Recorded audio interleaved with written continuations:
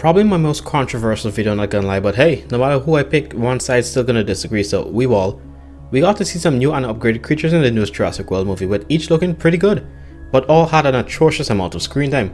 Like, how are you gonna hype me up with a T-Rex in the trailer when more than 50% of the T-Rex's screen time in the movie is from the trailer itself?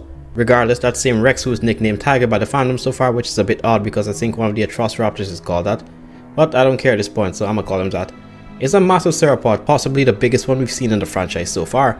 But can this franchise's most powerful Rex defeat an animal whose descendants used to slay Rexes for a living? Well, at least in the Jurassic World universe. Acid 87 is my favorite dinosaur in this entire franchise, period, but as much as I love him, no other dinosaur has been able to kill a T-Rex in this trilogy as quickly as this dragon of a Giganotosaurus. This gargantuan green iguana took almost no damage from Rexy during the final fight, and his descendant put down an adult T-Rex way too fast. To be honest, I'm more excited for the comics than anything else. On one hand, there's going to be it's the biggest and most powerful T-Rex people, and on the other, it's going to be it's the largest theropod in the franchise and actually has feet folk. Just before we get into it though, consider hitting that subscribe button for your boy. We're so close to 100k, which is the goal before the end of the year. And join my Discord if you want to share your prehistoric art, memes, or even give suggestions for future videos. By the way, don't worry primeval people, your video will be coming out this week, if not early next week. For the folks that want me to be on a little longer, I'll try to stay in the chat for a longer duration.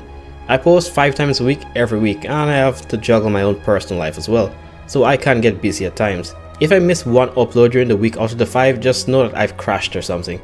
Anyway, with the promo over, let's get on with the video. It's going to be interesting comparing these two behemoths of the franchise. I could put a mix of power scaling and just general biology for this one to make it more even in a sense, and since this T-Rex is the newest member of the franchise, I think it's only fair that we start with him. Alright, before we get into stats, I'll tell you this straight up. This fat ass has almost no fighting feats. As a matter of fact, he doesn't show any. But there is one statement that the director of the movie made which does change this, and I'll get into that later. In terms of size, I honestly think it's the biggest theropod in the franchise so far. I don't care how many of you bring up the size chart they've put out. For all of you who have actually watched the movie, look what they did to the Titanosaurus. They're showing that a human is almost as tall as a Titanosaurus uncle on the chart, while in the movie the cast is absurdly dwarfed by these sauropods. Not to mention they said that they were the biggest land animals in the franchise, yet they have it weighed at just under 15 tons, or it was 29,000 pounds I think they said. Mind you, the Brachiosaurus is 56 tons and the Titanosaurus canonically is supposed to be bigger, so I'm not going to use their 12 meter size for the Rex. That stuff is just wrong. I mean, they didn't even care enough to be accurate in the movie. The dinosaur expert literally called the Mosasaurus and Quetzalcoatlus a dinosaur. If we compare people next to Rexy, who was the previous heavyweight champion of her species, you can see that humans are smaller when next to the Rebirth Rex.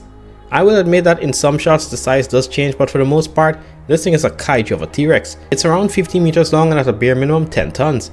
As a matter of fact, it's more around the 11 ton range. If we compare him to Rexy, even when she's not emaciated and healthy in Dominion, he still is much more bulky and robust, so he clearly has size on his side. But what's even more terrifying is his speed. I do not care if this is actually how fast he is or if this is just for cinematic effect, but this chunk can push in a short distance.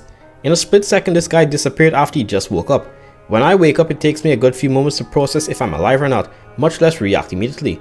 And this Rex also doesn't have a crash out stage like most of the Jurassic World theropods. As a matter of fact, most of the animals in Rebirth don't do a full out roar before they attack. I mean, look at the Spinosaurus ambush. There was no epic roar, just a clean yoink and that's it. And this animal behaves more curious and is in charge of the cast right away, but eventually turns into a flesh submarine and catches up to the raft and just flips it over. To be honest, the reason my boy didn't kill that family was plot armor, like there was no other explanation. As for that raft scene, for the sake of my mental health, I must say he just gave up after realizing the girl was no longer in the raft, because how could he not bite through that? Now this is where some statements show a glimpse of just how strong he is. So before the current ending was finalized, the T-Rex was actually supposed to fight the D-Rex and somehow it won. The reason they didn't do it was because the chief editor or something advised against it, and the director said that's what people would be expecting, so they didn't do it. Not gonna lie, that's gotta be one of the dumbest reasons, but hey, you can't change it now.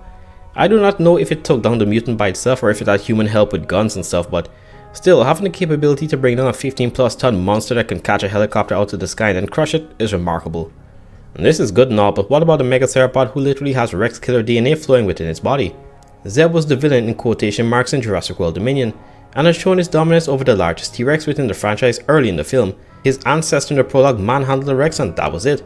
It is strange that Jurassic World just put theropods from different continents for the hype though, and sort of like Rebirth, the hype was not there. They said that Jeb was meant to be like the Joker, a manic creature that kills for sport, just for him to be the most chill Megatheropod in the entire franchise, like he was just doing him. Doesn't mean he's a good dinosaur because he will eat a person without a second thought, but it wasn't as wild as the others close to his size. Speaking of size, this dragon of a dinosaur was 50 feet long and over 10 tons. This is another thing Jurassic World messed up with size-wise. I'm not as sure with Zeb compared to Tiger's size, but I think Zeb's official weight was 9 tons, which couldn't be right because Rexy was a little over 9 tons in Rebirth, and Zeb is clearly bigger. But in the movie, the crazy thing is that Rexy started the fight at the end. Like, she pressed bro and only got one decent hit in, which was a bite on the nose, but then Zeb just dragged her around the place. But with the power of plot armor and Jurassic World nonsense, she rises and suddenly tag teams Zeb with a herbivore she's never met. But in a 1v1, he could clearly beat any T-Rex in the franchise before Rebirth. Or will he put that down as well? Advantages for Rebirth's Rex include size, though it's not close, speed, terrain compatibility, and battle IQ. This Rex lived its entire life on an island with Spinosaurus, the D-Rex, Mutodons, etc, etc. While Rexy was the only other Megaceropod Zeb encountered until the end of the movie. Because since I don't think he's the Giganotosaurus from the prologue, for Zeb his weakness seems to be just raw power being his main form of attack. Which is great, but if you're trying to do that to something stronger, it can be a problem. Although he can play it smart sometimes, like lifting Rexy's leg to throw her off balance. As for the Rebirth Rex, like I said, I don't really know much because we haven't seen him fight. The only thing I could possibly see is an agility disadvantage because Zeb can turn on the dime if he wants to. By the way, just because the dinosaurs on that island were deemed more dangerous than the ones on site A or B, doesn't mean that all of them are more stronger than everything else. For example, Acid 87 would absolutely destroy one or even two of these Rebirth Spinosaurus if they met. Yet they are deemed more dangerous probably due to how aquatic they are. However, Rebirth's Rex was deemed to be so much of a problem that they didn't even want him loose on any of the two islands. They didn't even trust him being around his own kind. So I guess you can tell how strong he is. But still, even with that, who wins?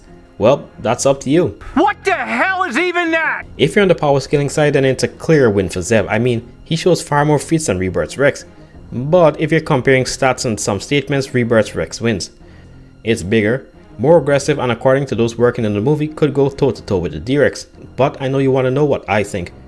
Well, I think Rebirth Rex wins. I mean, it's grown in a far more dangerous environment, likely had run-ins with somewhat similar sized threats, and has a weight and power advantage. However, regardless of who wins, the victor will be on the verge of collapse.